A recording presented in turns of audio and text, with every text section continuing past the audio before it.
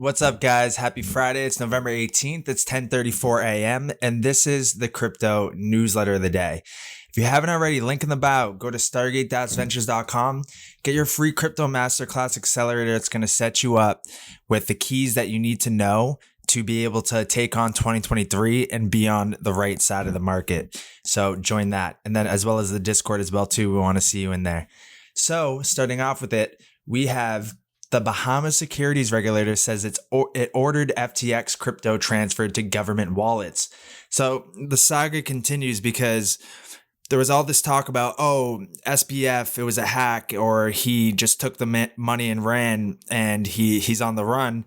And the Bahamas securities regulator said that, didn't say anything about that they took it. And now they're coming out, it was last night, saying, yeah, it's in our government owned wallet. So apparently the government has the money, so they'll be able to at least disperse those funds after they kind of do their kind of investigation and stuff like that. So that's at least some positive news coming out of this. And then we have Bank of America says crypto exchanges proof of reserves has too many shortcomings. The cryptocurrency industry also needs a clear delineation between trading platforms and market makers, the bank said. So following the collapse of FTX, crypto trading platforms are rushing to show clients assets are safe and not being used for speculation, but proof of reserves. So they're saying that it's not the end all be all way of providing that confidence to the market and reassurance. The market needs better clarity and a clear delineation between who's a trading platform and exchange and who's an actual market maker. So that's that. And now let's go into this, how a series of crypto meltdowns is reshaping the industry. The history of cryptocurrencies has rarely been dull, but the slump of 2022 has been a wilder ride than most. It has been the most wild ride for sure. I feel as if like Mount Gox didn't even compare to 2022. We've seen so much and been through so much. It's quite unreal. So if you're new to crypto and you just joined in 2022, you're already a seasoned veteran, so congrats on that. But billions of dollars in holdings have been disappearing almost overnight in a series of business collapses, most notably the evaporation of the FTX crypto exchange in November. And it's leaving bankruptcies. The events have eroded trust in a field that itself was created in response to a loss of faith in the mainstream finance following the 2008 banking crash. So what happened to crypto prices? We all know what happened there. What's the significance of that? The small investors have been blown up. Basically, all these like Terra going down into its death spiral. Like Do Kwon, the founder of Terra, is still, walking free. Sam Bankman-Fried still walking free. So the retail investor always gets, the shit end of the stick, to say the least. So what are the consequences? Critics of Terra said the system was doomed to fail.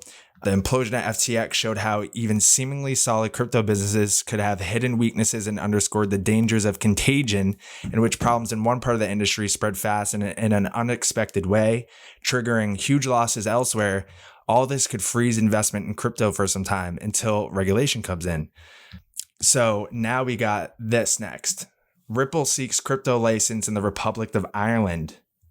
So Ripple has turned its attention to countries outside the U.S. due to its ongoing lawsuit with the U.S. SEC. We have Ripple, a U.S.-based company, is looking to obtain regulatory approval in the Republic of Ireland so it can access the European market. Ripple is looking to obtain a virtual asset service provider license and already has 2 employees in the jurisdiction, which is a member of the EU. And Ripple has turned its attention to countries outside the U.S. due to the SEC lawsuit, where the regulator alleges the company violated security laws. The company has already formed partnerships with France and Sweden. Essentially, its customers and revenue are all driven outside of the U.S., even though we still have a lot of employees inside the U.S. Once the exchange has this Irish license, Ripple wants to passport its services across all of Europe. It's also going to file an application for an electronic money license in Ireland. Crypto firms have been opting to enter the EU due to its advances in regulating the sector. And the MICA bill, which promises to set up a licensing regime that will allow companies to operate in all of its 27 jurisdictions, will be voted on in February. Perfect timing, because it seems like we're going to see some regulation either in December, a surprise regulatory event, or by the end of Q1 for sure. Then we got this next. Bank of America don't tarnish blockchain technology with speculative crypto trading. The development of applications leveraging distributed ledger and blockchain technology continues to advance. And this is what Ripple was talking about in their kind of marketing push of crypto means business. That's what they're saying. They're working on applications which leverages crypto and distributed ledger technology for actual real world use cases to help solve a real problem. Whereas all these other tokens, majority are just speculation and just trying to make a buck and not really having a purpose in this space.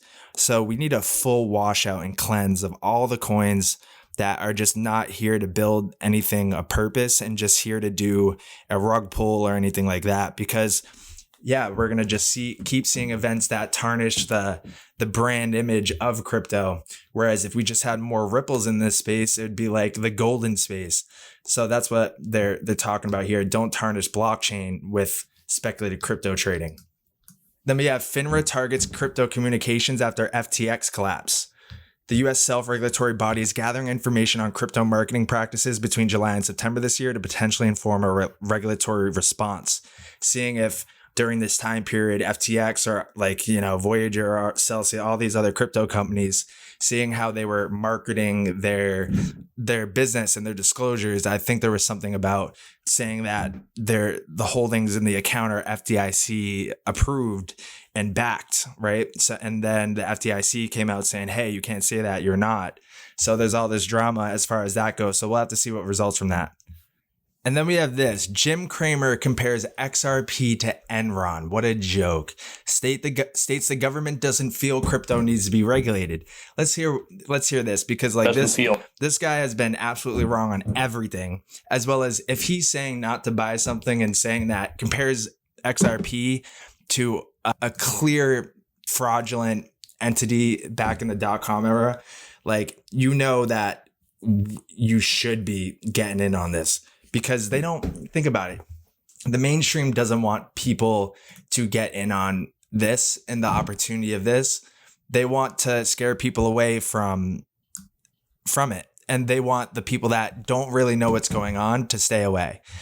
When somebody that is involved in the space and they know what XRP does, what Solana, all this stuff, you look at this and you're like, what a joke, right? So it's kind of like, if you know, you know. And if you're just an average watcher of CNBC and you come across this, you might just stay away from XRP because you believe Jim Cramer, right? So let's hear it. Guy, question. Well, what do we know about Solana? What do we know about XRP? And the answer is zero. And the reason why we know zero is because the government doesn't feel that it should be regulated. And we put them up. We could put up we could have put up Enron. That was a very well traded stock. So, I question why we put these up. I know that that's maybe seditious, but I question why we're not allowed to question any of these things. Scott? And I question why he labeled Solana and XRP. What do we know about Solana? What do we know about XRP? Nothing. And it's like, come on, man. You say these two and you don't even mention Dogecoin? Give me a break, right? So obviously manipulation on the highest levels. So let's keep going. We have Genesis cryptocurrency lender requested $1 billion emergency loan by Monday. So we'll have to see if they get it. That could spell trouble for some of those. We covered it the day of when it happened. So a couple videos back, I think Gemini would be affected. Luno, BlockFi seems like they'd be affected. And there was another one as well too.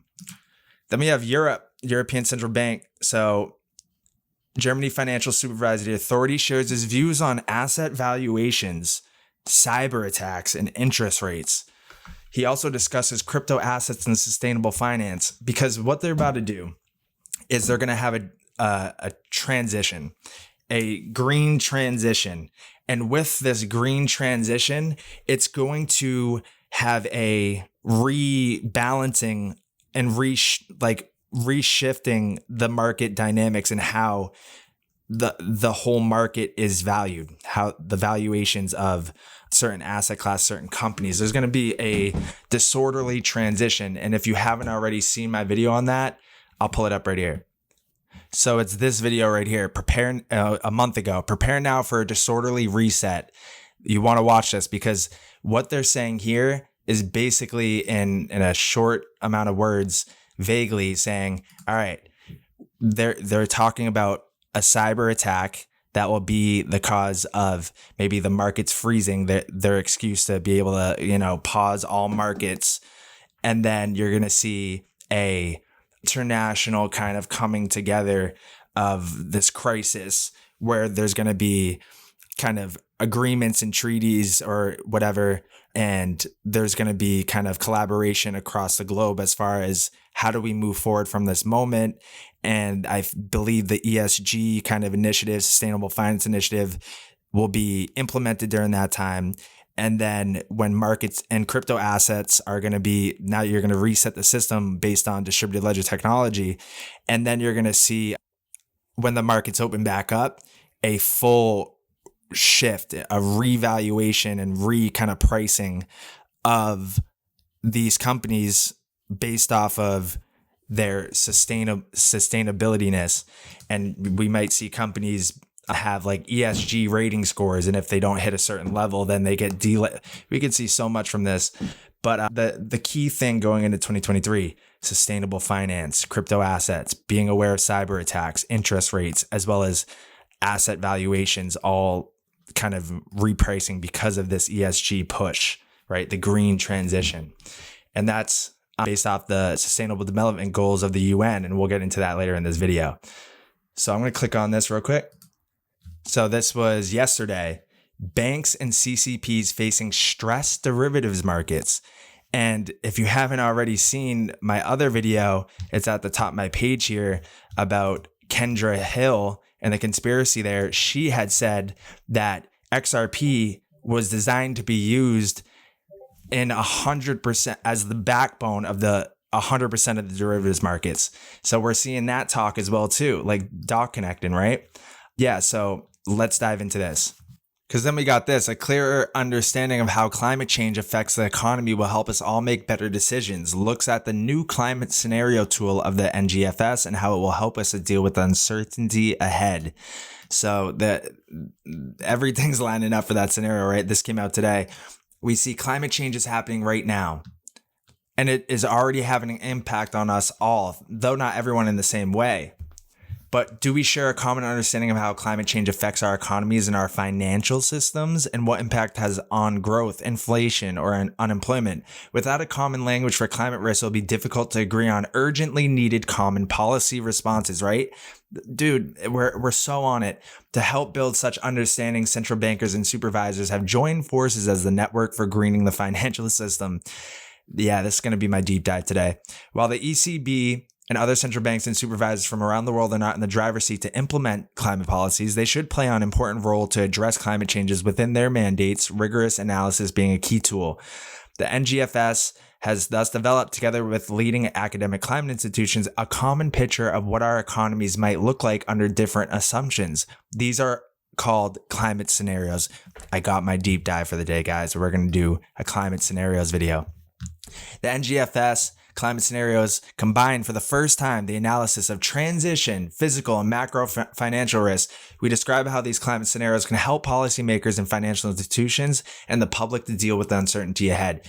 Yo, okay, this is gold. Like literally, I haven't even seen this yet, and we just outlined right before this about the transition, the green transition, and how these central bankers, the countries will come together in the event of a crisis and do a policy that will ultimately, when the markets reopen, have a repricing mechanism based off of ESG standards. So yeah, this is going to be our deep dive. I might cut this video short and have the follow-up video be the deep dive. So if you haven't already, subscribe to this YouTube channel, because I'm going to release it today and this will be the follow-up to this video.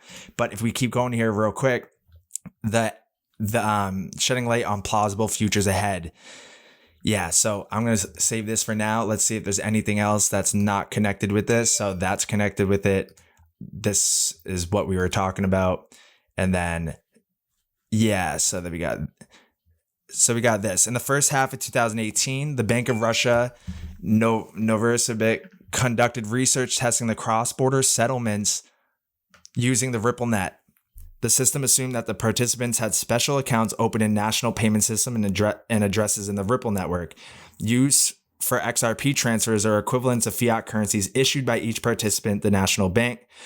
Determination of a mechanism for reconciling balances between the accounts of Ripple participants. All right. So it looks like Ripple is literally tied up with every country in the world. We got Russia. We have South Africa. We got Africa now. And then also keep in mind, getting ready for ISO 222 with the deadline of March 2023 approaching, many African banks will have already prepared and adapted for the change, but some will still be in the process of getting ready. So you have this coming out November 17th. And then you had this coming out November 14th. It's just all the connections are there. Everything's lining up. We are in the grand finale. You got to get prepared. So if you haven't already, link in the bio, go to stargate-ventures.com, get your free crypto masterclass accelerator. It's going to teach you everything. It's going to basically get you caught up to speed, where we're at before, and then where we're at currently right now, present day, and what's about to come very, very soon, and how you can prepare yourself to be on the right side of it. You do not want to be on the wrong side of this grand finale that's about to come. I'm telling you, this is the biggest opportunity for us in all of human history.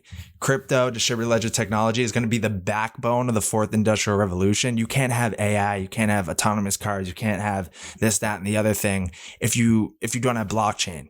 Blockchain and crypto assets are going to be the backbone of the fourth industrial revolution.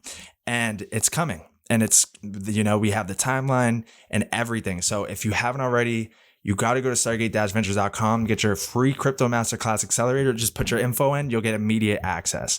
And as well, too, if you want to get updated on the charts, updated on market updates, newsletters, everything like that, link in the bio, join the Stargate Discord, say what up. I'll say what up back. I want to see you guys and I want to talk and chop it up. So I'm going to leave it at that for this video, because the next video, I'm going to do the deep dive into the climate scenarios, because everything else that I had kind of laid out for today had to do with that. So it just kind of worked out. So we will dive into that. If you haven't already, subscribe to the YouTube and be on the lookout for that video today.